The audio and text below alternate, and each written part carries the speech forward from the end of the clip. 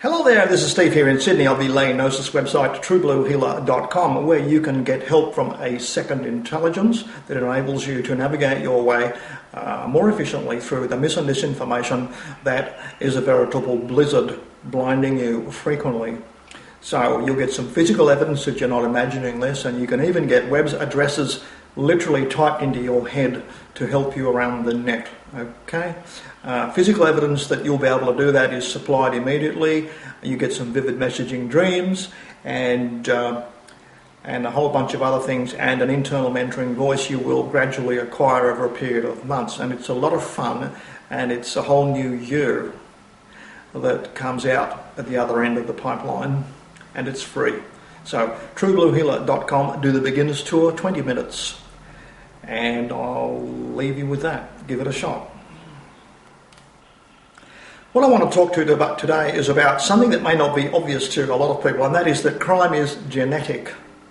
And there's a lot more genetic crime in Western society than you might think. I first encountered it when I was small, and it baffled me at the time. The people across the road told me, 6-7-year-old boys told me that with some kind of authority, the confidence of what they're saying, almost like they got it from their mum and dad or something, that if you leave something out and it's stolen, then it's your bloody fault. You left it there. You put it out there to be stolen, to tempt thieves, to tempt passers-by. So it's your fault if it's taken, you see. Apparently the perpetrator isn't part of the equation. It's entirely your fault, you see. This is the twisted logic, the obviously faulty logic that genetic criminals use. Nothing is their fault. It's always someone else's fault, you see. Now, I would estimate, lifetime of experience, 1 in 10 people has this system, this method of reasoning to let themselves off the hook for committing any crime they can get away with. Now, the Western world is awash with security methods, locks, passwords, keys, grills, surveillance cameras, bolts, safety glass, poles around ATM machines to stop ram raids, bank vaults of all kinds. The amount of money and time and effort we put into security to prevent criminality winning is vast. It's probably 10% of our gross domestic product in the Western world, I would say. Now, most people are kept in check by fear of being caught, and it's getting more and more easy to get caught these days doing things, say, certainly in street crime, because of surveillance cameras everywhere, and so many witnesses are likely to whip out cameras and film whatever you do. So we see a lot of punch-ups on trains now, lovingly filmed in high definition. We see that on our Sydney 6 o'clock news, etc. So people don't get away with such outrageous behaviours as they used to, because they could always fall back on lying, which works for children but doesn't work for adults, especially in the modern culture of cameras in everybody's pocket anymore, okay? Now, having said that we've got a lot of genetic criminality in the world, I'm talking about Cologne now. And Cologne, they're now charging, they've got a total of some 500 people charged with sexual assault for what they did, 2,000 men did to a bunch of women at Cologne on New Year's Eve.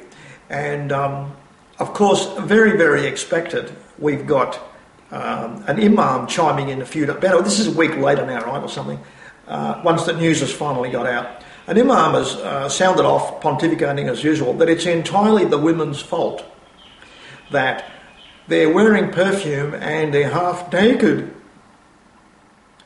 Now, I don't know if the imam was there. He was one of the perpetrators, handling these women the way all the other guys were. But I don't know at 0 degrees, which is what it would have been in Cologne that night, New Year's Eve. It might have been snowing. I'm not certain that your nostrils even work at those temperatures. Can you smell Eau-de-Cologne perfume? Would you walk around half naked, as the imam says? But certainly that's the fantasy the imam's got in his own head. And he said it's entirely the women's fault. So that's natural criminality, and he seems to be representing the groupthink of all these 500 men who have been charged. So I think there's a much higher level of this genetic criminality, this inversion of who is to blame for a simple event, never the perpetrator, always the victim. That's natural criminality, and there's way too much of it in the wave of non-white invaders from North Africa and the Middle East, okay? Far too many of them in Cologne, and it's going to be one hell of a problem for the European nations to solve. I'm recommending a penal colony somewhere so you don't get the benefits of living in Europe. They put you somewhere else where you just simply can't go away. You have to stay there because you're surrounded by ocean. That's my suggestion. Another one will be to start deporting them more aggressively, but countries have said they're not taking these people back. They don't want their own criminal riffraff returned to them, thank you. Wouldn't you be glad to get rid of them too? So, backward thinking is a major cornerstone of this very, very knotty and serious, very expensive problem. I've got some video clips for you of some very honest and very penetrating academics who make surprisingly compelling comments about Arab culture over the last few thousand years and what it's like today in a very practical sense.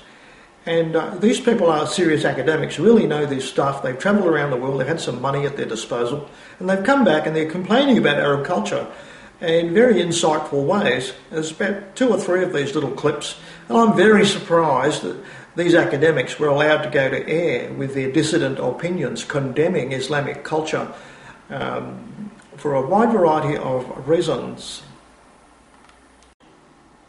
The videos come from an organisation called Memory TV, which which is hundreds of hours of Middle Eastern television and puts mercifully English captions underneath it, so you know what these academics are talking about. And they have a lot of talk shows in these Middle Eastern countries, and the academics are allowed to be quite incisive toward their own cultures. It may surprise you what they say. There's one imam doing what seems to be a Friday prayer address to the congregation or something like that, and he's talking about how here we all are rich people in the Middle East, we've got the oil, we're laughing, and then he starts to make like a pattern. He starts colouring in the pattern as he's talking about it. This is Arab society, I will describe it to you. And he says, we buy Mercedes-Benzes, we buy aeroplanes, we buy boats, we buy high-speed trains. And he said, this is how much he knows, right? He said, we buy these Mercedes-Benzes, these luxury cars, and we can't even produce a nail to go in the car. That's how much he knows about manufacturing and how to fix a motor car, right? So, but his metaphor is correct. He said, we don't produce a single nail or screw that goes in any one of these wonderful machines that we buy with our unearned money from oil. And he said, we don't have the curiosity to find out. That's one of our problems. That's mentioned in there too. And he also talks about, like a first-time tourist, he sort of relates an almost embarrassing story where he's been born rich, he's in a rich family, and he's saying, went to Germany, the great city he'd seen in the movies and all that, a wonderful place to visit. And he went to this great German city, and going home from the airport, he quizzically sort of asked the driver, where's all the people? And of course the taxi driver just said, well, they're all at work. It's 9 o'clock. They're all at work, They all have jobs. Oh, jobs. So he's sitting back in the back of the limo and he's going, they all have jobs. I'm learning as I'm going along here, right? So now, coming back from the convention centre or something in the evening, he had the same driver and he asked the question, he said, so when do the people come out and go shopping and all that stuff? And the driver said, no, they're all exhausted from a hard day's work, and they go home and they eat dinner and flop in front of the TV because they're exhausted from a hard day's work. And this sort of surprises this rich Saudi prince-type character, this imam who's giving this great big lecture. And he said, then he moves on to, he's not silly, he's done his homework. He says, did you know that if you discount the oil income, which we get unearned, it's just money lands in our bank account. He said, if we add up all our actual work efforts throughout the Middle East, our entire combined Arab work effort of all the Arab countries around the Mediterranean and North Africa, etc., he said, they all add up to a combined work output of less than Spain, which is the lowest ranking work output country in the OECD. So this fellow is not silly, he's making a point with these metaphors, sort of laughing at himself. Okay, so he's pointing out that Arabs don't have a work ethic. They don't know what work is, because the rich countries just live off the oil and the poor countries just stay desperately poor. Apparently there's no money in Libya, and there's a joke about the fact that Libya's got no millionaires, despite the fact that hundreds of billions of dollars worth of oil was generated. Nobody in Libya seems to know where all the money's gone. So he starts sort of lecturing there about corruption and that sort of stuff, accountability, which is unknown in Arab countries apparently. So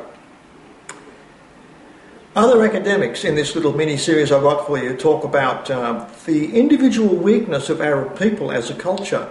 All they can do to survive is to agree with each other in groups, to keep a mass delusion going. No one wants to be a dissident. Nobody wants to stick their neck out. Everybody wants to be part of the group to share the group's success. And that's what holds them back, because no one ever questions anything. So it's almost like the authoritarian Quran, which demands absolute obedience, is actually suited to the psyche of Arabs. They need an authoritarian mindset, a groupthink to hold them together, because as individuals they can't succeed. And this speaker on these videos, he points out that Middle Eastern people have never invented anything and don't produce anything today at all. And because they don't know how to work, they never had to organise themselves to do anything. So he's pointing out, all these academics point out how backward the Middle Eastern world really is. And I'll commend these I'll say brave academics for coming on Middle Eastern TV and pointing these things out in quite a civilised, insightful and sometimes incisive way. It's quite an eyeful to know that some of the people in positions of power and influence are aware of the terrible shortfalls, including the criminality and the corruption of the Middle Eastern society. Now, you might think that Europe's under a pretty big duress at the moment, with I think it's 25,000 people a week coming over the border into Germany alone. Yes, that is very serious. But it's not just storm clouds over Europe. One of these academics says, quite convincingly, from his inside knowledge, and he's a senior fellow, knows what he's about, he's been around, educated overseas, but come back to talk about his home culture in the Middle East. And he said, theocracies can't survive in the Middle East. They have to become secular, and we have to have some kind of democratic input where things change, because Islam is all about staying in the 7th century. Okay, so he says the Middle East won't last. And one other thing I can add is there's rumblings that the Saudi Arabia regime has a problem with succession of who's going to be king next or something. And that could destabilise the regime sufficiently to cause war and regime change. So who knows where that could go, and that might arrest or reduce the Wahhabi extremist fanatics who still scream over Skype links into British militaristic mosques that unbelievers must all be killed, that there's nothing else you can do with them. You cannot live with them, you can only kill them. All you've got to do is wait long enough for your numbers to increase so that you can kill them, right? That comes straight from Saudi Arabian imams who talk to congregations via Skype in locked halls, so no one knows what's going on. They've been penetrated by BBC secret agents, that sort of thing, with cameras, and you can find all that. It's all available. I'll dig it up for you. But this academic said that the Middle East is falling apart too, with its own corruption, that sort of thing, and its lack of creativity and complete lack of work ethic. So, and he puts a convincing case. So I'll leave you to watch a few little videos following this. They're all nice and short, and they all have English subtitles, and that's all from Memory TV. Okay, so I'll leave you now.